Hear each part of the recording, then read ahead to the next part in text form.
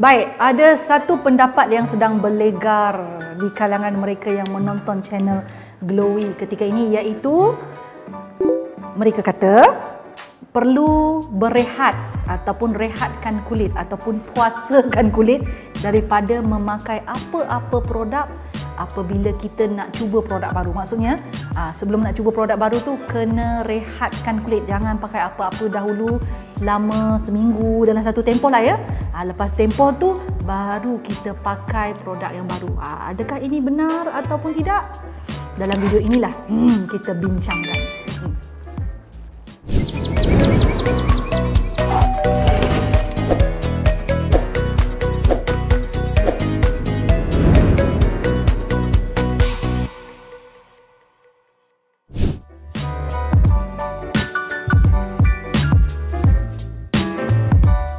Kita akan bincangkan dalam video ini satu topik yang sebenarnya dah ramai dah orang bincangkan pun, dah banyak pendapat dah pun. Tapi orang nak jugalah saya yang beritahu, marilah kita bincangkan. Iaitu perlu atau tidak kita rehatkan kulit ataupun lakukan skin fasting. Istilah dia tu ya. Sebelum kita menggunakan produk baru ataupun sebelum kita bertukar daripada satu produk A kepada produk yang lain. Okey, baik. So kita faham dahulu pertamanya apa itu skin fasting. Macam kulit perlu berpuasa pula kan. Ke kulit tu ada berdosa ke sampai kena berpuasa gitu kan? Ya, baik. So skin fasting ni adalah satu istilah ya yang merujuk kepada keadaan di mana kita merehatkan kulit daripada memakai apa-apa produk, tak pakai apa-apa dalam tempoh skin fasting tu sebelum kita cuba produk yang baru. So skin fasting ni ada tujuan lah katanya lah ya, ada tujuan, iaitu pertamanya kalau produk sebelum itu tak sesuai dengan kulit, so kulit tu dalam tempoh skin fasting tu dia boleh mengeluarkan segala toksin-toksin daripada kulit tu supaya nanti bila kita pakai produk baru tu ada lebih tinggi kebaran kalian untuk serasi dengan kulit. Katanya lah macam tu kan. Ya, ada juga orang menyebut skin fasting ni bagus kerana nanti bila kita ada satu tahap tak pakai apa-apa produk, so kalau kita pakai produk baru dan katalah produk baru itu tidak sesuai dengan kulit, kita boleh kenal pastilah okey apa punca dia. So kita tak boleh tuduh produk sebelumnya. Macam tu. So itu secara umumnya tentang skin fasting. So ada yang percaya ke?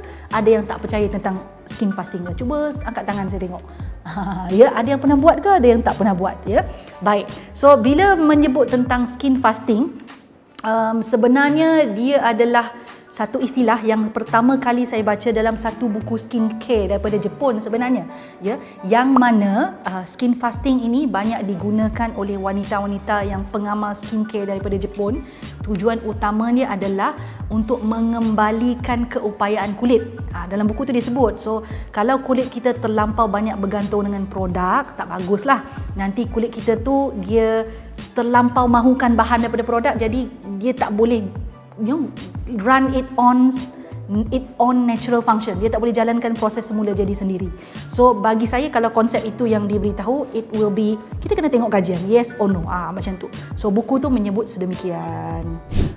Persoalan yang kita nak bincangkan pada video kali ini adalah betul atau tidak dengan merehatkan kulit atau melakukan skin fasting, kulit kita boleh menjalankan proses yang dipanggil detox ya. So jawapannya adalah salah, tidak. Ini mitos semata-mata. Sebabnya toksin tidak dikumuhkan, dibuang oleh kulit ya. Tak dilakukan oleh kulit. Kerja ni dilakukan oleh buah pinggang, sistem perkumuhan lah. So those are the place or organ yang proses all the bahan yang badan tak perlukan, kemudian hantar ke usus, kemudian dibuanglah melalui kat mana yang perlu dibuang. Faham lah tu kan?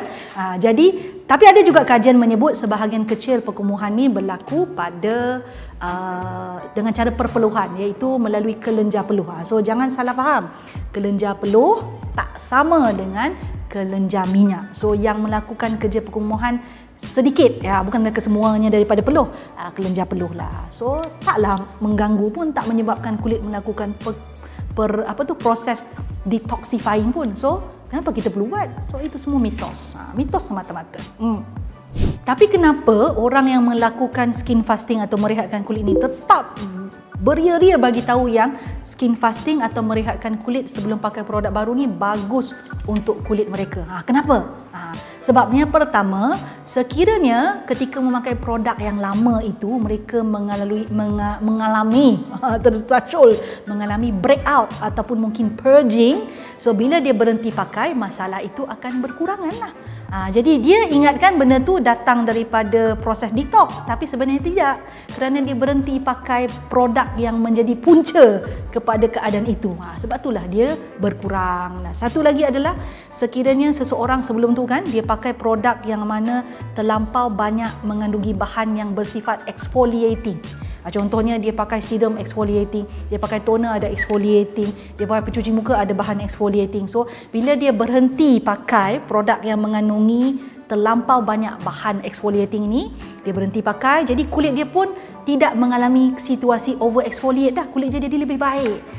Itu pun kerana dia telah mengurangkan penggunaan bahan yang tak sepatutnya digunakan secara berlebihan. Basically it because they have very critical problem yang berpunca daripada bahan sebelum itu. Bila dia tak pakai, jadi problem tu berkurang. So itu bukan kerana proses skin fasting tau.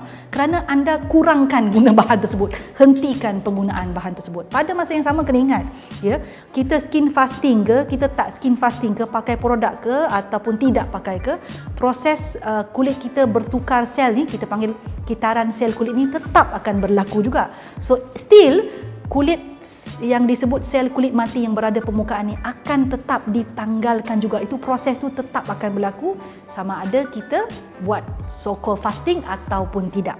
Kena faham. So basically bukanlah disebabkan oleh skin fasting, bukanlah kerana kulit tu mengalami detox. No. So kesimpulan. Mudah-mudahan tersimpul lah di sini ya. Kesimpulannya, perlu atau tidak merehatkan kulit dengan cara tak memakai apa-apa produk sebelum cuba produk baru? Jawapannya tak perlu. Okey, contoh ya. Kalau saya pakai cleanser A, lepas tu saya pakai, kulit saya tak sesuai dengan cleanser tu. Saya nak tukar ke cleanser B yang saya dapati ada bahan yang melembabkan. So, hari ini saya berhenti pakai cleanser A, esok saya dah boleh pakai dah cleanser B. Tak menjadi masalah. Boleh terus pakai. Melainkan situasi yang mana ada bahan exfoliating tadi tu, yang mana sebelum ni mungkin pakai bahan yang terlalu tinggi, AHA ke, bahan-bahan yang bersifat exfoliating lah, sehingga kulit ada mengalami kesan. So boleh berhenti dulu supaya kulit tu tidaklah dalam keadaan yang teruk. Itu mungkinlah, bolehlah berhenti sekejap. Tapi tetap pula jangan biarkan kulit ada masalah. Tetaplah kulit yang ada masalah tu perlu dirawat. Jadi nak kata perlu rehat sangat pun tak perlu sebenarnya. So kenalah cari bahan lain yang mengubati keadaan yang kita alami akibat daripada salah produk tu tadi. So basically saya fikir begini ya. Kalau tuan-tuan, cik puan, glowy girls, glowy guys nak melakukan skin fasting untuk produk-produk seperti pencuci muka, toner biasa, pelembap, sunscreen, tak perlu, boleh tukar terus.